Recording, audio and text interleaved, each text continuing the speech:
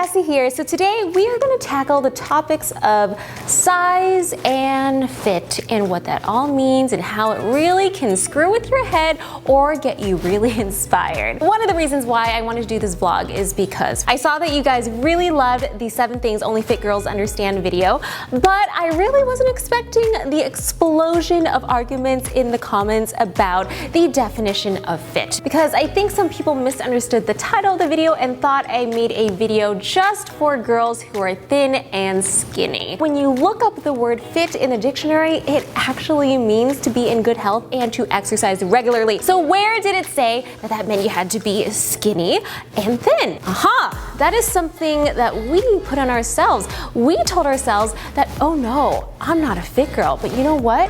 If you watched that video and you understood all the struggles of the sports bra, all the struggles of needing to pee all the time, all the struggles of those days you have to sit on the toilet after you just did a million squats, then girl, you are a fit girl. Now, let's talk about size. All of us come in so many different shapes and sizes, and we're all so beautiful, and we all don't look the same. But as a fashion designer and an entrepreneur who makes clothing, that can get a little bit tricky when it comes to the length of your pants, when it comes to how much coverage should we have for the booty and how much space we should leave for the boobs and all that kind of stuff.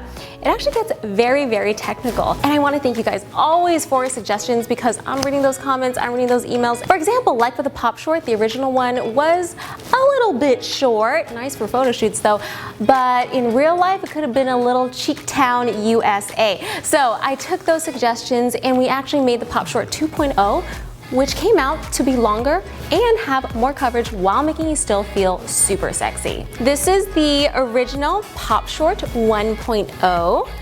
That's the little crotch panel right there, quite tiny, huh? And then we have the new one after all your suggestions came in. Literally, we made these new ones within I don't know, maybe less than 6 months. And see, much longer. And put that side by side so you can see. It's like twice as long. The crotch is twice as long. So in an effort to better serve you and to research and see if POPFLEX actually needs a wider size range, whether it be up or down or whatever, I want you to go take the survey that I just put up on POPFLEXactive.com. I just made it last night. I'm so excited. And basically, it's a super simple survey. It's 5 questions. It asks, what's your top size, your bottom size, your bra band size, your boob cup size, and your height. Super simple. And that way, I can see the whole range of what the popster community actually physically looks like, so that when I'm designing for your body. And also, fun fact, I'm actually the fit model for size 4. So I'm the one trying on all the sample sizes when they come in and testing them with burpees and squats and making sure that it works. But also the funny thing about that is that I've noticed that you guys come a little bit bustier than me. I am very small busted compared to the average woman in America, I think. No, I don't think. That is actually a fact. And also, my booty is not as bootylicious, and that might just be the reason why the first short was a little too short, and I'm just being super honest, I'm letting you know. But the reason for this survey and the reason I'm talking to you is because I want to keep improving and making everything better. Luckily, our size range right now fits so many different types of popsters. Even popsters who thought they couldn't fit the line because the material is so stretchy and so resilient, and you guys look so good in it. But I just need to know what the different types of bodies there are out there, so that I can design better clothes for you. All right, so please go fill out the survey on POPFLEXactive.com. That would mean so much to me. And basically, if you do that, then we're pretty much designing and creating this whole collection together, which is an opportunity that you don't usually get with the big brands, and probably not at all. So it's a very special time where we get to collaborate a lot. And I really do want to continue doing this because I think it's fun to do it together. Now let's go into the really confusing and kind of screwed up topic of vanity sizing. So have you guys ever shopped at 2 different stores and bought the same size dress and they fit completely different? One is basically just falling off your body, and the other one, you can't even zip it up and you just have to use Scarlett O'Hara it. And the reason why that is happening is because we don't have a standardized sizing system. Back during the Depression era, the US government actually tried to standardize the sizes for women. And so they ran this study and they measured a ton of people, paid them a small amount, and they found out that there was just too much variation in women's bodies. Clearly, we are all so unique and so different. That's why it's so hard to shop for clothes sometimes. So because they couldn't conclude something like the way men's have their suits, basically, they started some really random numerical system where it was like 8, 10, 12, yada, yada, yada. And the crazy thing is, back in 1958, a size 12 was a woman with a 25-inch waist, tiny, and a 34-inch bust. And today, in 2016, a size 12 is a 42-inch bust and a 32-inch waist.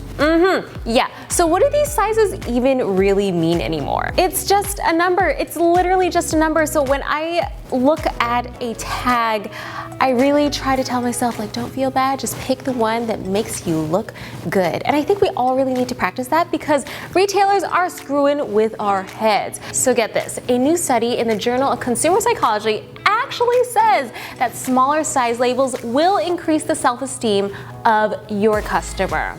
And conversely, larger size labels makes you feel worse and therefore you don't like the product and you're less likely to buy. So this is an actual thing. Vanity sizing is done so that you can buy a smaller dress than you're actually meant to buy, so that you feel better and so that you end up buying more clothes.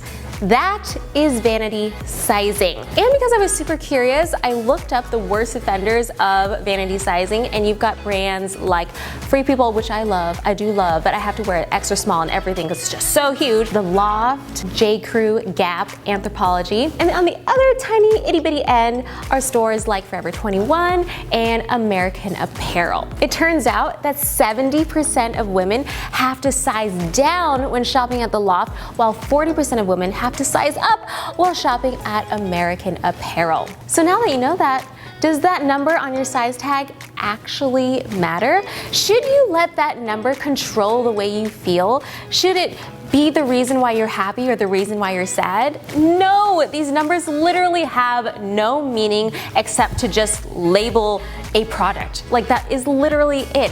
When you guys go shopping, try your best to just pick the item that enhances your features. Who cares if it's an extra small or a medium or a large or whatever? If it really accentuates your curves and makes you feel confident, that is the right dress for you. Okay, because I've seen people try to squeeze into a smaller dress and you just end up sometimes looking like, you know, sausagey. And that's no fun.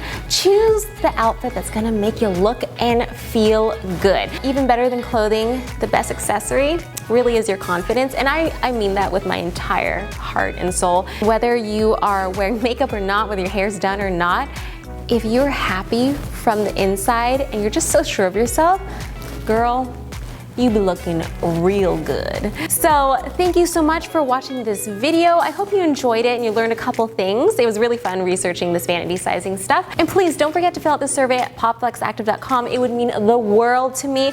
And I also think it's super interesting to see what our popsters look like. Thank you so much and I love you. Bye.